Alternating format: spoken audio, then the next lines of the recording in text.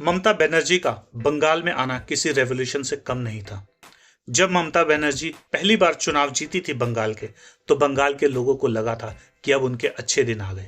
हालांकि ये डायलॉग मोदी जी का है, लेकिन बंगाल में सचमुच लोग ऐसा ही सोच रहे थे। और बंगाल में ममता बनर्जी ने कुछ अच्छे काम स्टार्ट में किए भी थे, और उनकी वो आइकॉनिक स्पीच कोई नहीं भूल सकता जब उन्होंने लोकसभा में अवैध घुसपैठियों के बारे में बात की थी, जिस पर कोई ध्यान नहीं दे रहा था। तो उन्होंने स्पीकर के ऊपर सारे प्रूफ जो इन्होंने इकट्ठा किए थे वो उसके मुंह पर फेंक मारे। किसके ऊपर?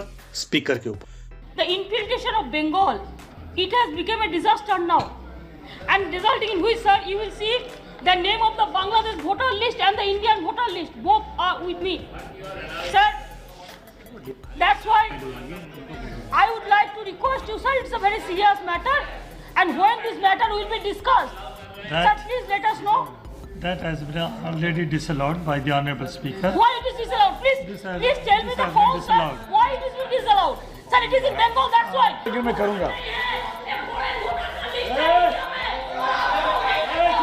सुन रही हो ना? Matter has already discussed. I want to know it, sir. You want to know it? Please. No, sir. I want to know it, sir. जब इस फरूक इलाज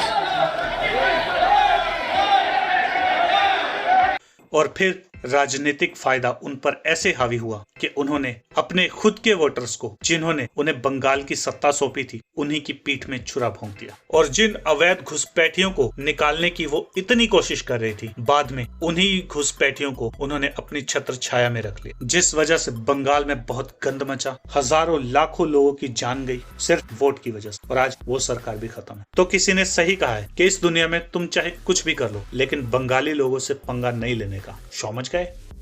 सब्सक्राइब।